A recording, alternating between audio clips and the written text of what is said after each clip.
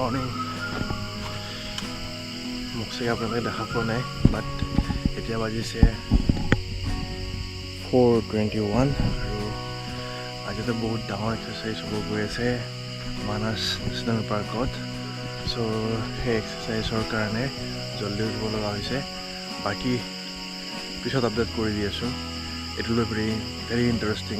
Video' চ' শেষলৈকে চাব বহুত জানিব লগা কথা আছে বহুত নজনা কথা দেখিব পাব চ' stay tune with me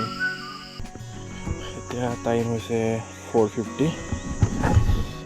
good morning audience মই আছোঁ এতিয়া মানাস নেশ্যনেল পাৰ্কত আপোনালোকে মোক দেখিছে ৰাতিপুৱাই মই গুড মৰ্ণিং কৈছিলোঁ বাট এগেইন এতিয়া ভালকৈ পোহৰ হৈছে চ' মুখখন দেখাবত সুবিধা হৈছে চ' এটা ডাঙৰ ইভেণ্ট হৈ আছে এতিয়া মানাসত চ' ইনহাউন্সমেণ্টছ ডিপাৰ্টমেণ্টৰ ভিতৰতে এটা অনুশীলন যাৰ পৰা নিজৰ যিখিনি ষ্টাফ আছে সেই ষ্টাফখিনিৰ যিটো মটিভেশ্যন আছে সেইটো যাতে ভালকৈ ৰাখিব পাৰে আৰু লগতে যিখিনি স্কিলছ আছে সেই স্কিলছখিনি যাতে মানে ডাম্প হৈ নাযায় সেইটোক মানে ৰিফ্ৰেছ কৰিবৰ কাৰণে এটা ইন হাউচ প্ৰেক্টিছ কৰা হয় এটা কাইণ্ড অফ চেঞ্চাছ যেনেকৈ মানুহৰ চেঞ্চাছ কৰা যেনেকৈ হাতীৰ চেঞ্চাছ হয় চমদেৰ চেঞ্চাছ হয় বা ৰাইনৰ চেঞ্চাছ হয় তো তেনেকুৱা ধৰণৰ চেঞ্চাছ এটা হ'ব গৈ আছে এতিয়া মানে আজি হ'ব 6টা বজাৰ পৰা হ'ব চ' মোৰ কাৰণে এইটো স্পেচিয়েল বিকজ কমপ্লিট চেঞ্চাছটো আমাৰ ইম্পৰ্টেণ্ট হয় আমাৰ মেনেজমেণ্টৰ কাৰণে চ' সেইকাৰণে এতিয়া আমি ৰেডি হৈছোঁ বাকী ষ্টাফবিলাক যাব চ' আমি প্ৰচেছটো দেখাম একচুৱেলি চেঞ্চাছটো হয় কিয় আৰু কেনেদৰে হয় কি পদ্ধতিৰে চেঞ্চাছটো কৰা যায় একচুৱেলি বন্যপ্ৰাণীৰ সংখ্যা কেনেকৈ কাউণ্ট কৰা যায় সেই বিষয়ে অকণমান জনাবৰ কাৰণে চেষ্টা কৰিম এইটো হৈছে মোৰ ষ্টে আমাৰ ষ্টাফ কোৱাৰ্টাৰ গুড মৰ্ণিং চ' মানুহবিলাক আহিলে সকলোকে মাত দিম মাত দিয়াৰ পিছত মই যাম ৰেঞ্জলৈকে চাহ একাপ খাব লাগিব খাই পিনে ৰেঞ্জলৈকে যাম চ' এইটো হৈছে মানাসৰ গেট এৰিয়া কমপ্লিটলি চ' কি ধুনীয়া লাগিছে একদম ঠাণ্ডা হৈ আছে কমপ্লিট সেউজীয়া বিকজ বহাগৰ মাহ এপ্ৰিল এতিয়া বাৰিষা আহিব এতিয়া চ' কমপ্লিটলি গ্ৰীণ ফিল হ'ব এইবিলাক বহুত ধুনীয়া লাগে এনেকৈ মানাসত এইখিনি এণ্ট্ৰি পইণ্টতে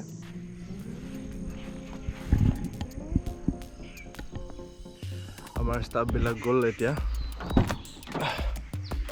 চ' মই যাব ওলালোঁ ৰেঞ্জলৈকে ৰেঞ্জত এইকাৰণেই যাম বিকজ তাত ৱায়াৰলেছ চেম্বাৰ আছে আমাৰ প্ৰত্যেক ষ্টাফৰ মানে প্ৰত্যেকটো এণ্টি প'চিং কেম্পতে এটা ৱাকি হেণ্ডছেট থাকে হেণ্ডছেটবিলাকেৰে তেওঁলোকে ইজনে সিজনৰ লগত কণ্টেক্টত থাকিব প্ৰত্যেকটো গ্ৰুপে লগতে যিটো বেছ কেম্প আছে আমাৰ মানে ৰেঞ্জ অফিচত এটা ৱায়াৰলেছৰ চেম্বাৰ থাকে তাত মানে কি হয় কমপ্লিট খবৰবিলাক তালৈকে আহে চ'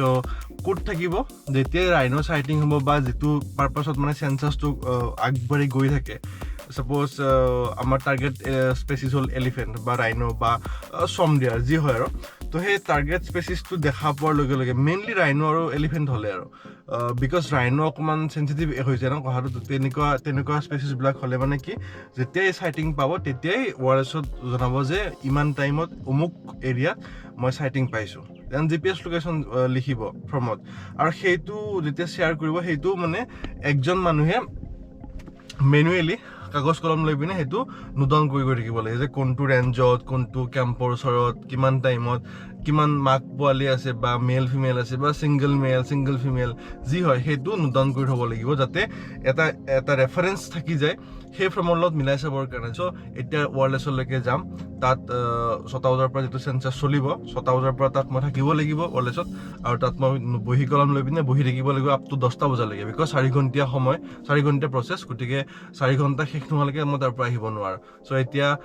6টা বজাৰ আগতে গৈ অকণমান চাহ খাই লওঁ চাহটো খোৱাৰ পিছতে গৈ ৱায়াৰলেছত বহিম তাতে আপোনালোকক লগ পাই আছোঁ ষ্টে টিউন এইটো হৈছে ৱায়াৰলেছ ৰুম চ' ইয়াতে দেখিছে এইটো হৈছে মেইন ছেট আৰু তেনেকুৱা টাইপৰ হেণ্ডছেটবিলাক কেম্পে থাকে আৰু এই হেণ্ডছেটবিলাকত খবৰবিলাক আহিব চ' এতিয়া এইটো ইউজ কৰি পিনে আমাক জনাব তো কি হৈছে কি নাই হোৱা ফিল্ডত এণ্ড দেন আমি সেইবিলাক নোট ডাউন কৰি গৈ থাকিম এটা ইয়াতে ৱায়াৰলেছ বেছড এটা ৰিপৰ্ট ইয়াতে জেনেৰেট হ'ব আৰু সেইটোৰ লগত আমি মিলাই চাম আমাৰ ষ্টেটাছবিলাক য'ত ফিল্ডত এতিয়া কাউণ্ট হ'ব 6টা বজাৰ পৰা এতিয়া হ'ল 5:47 চ' বেছি সময় নাই, ষ্টাৰ্ট হ'বই। কি ক'লে?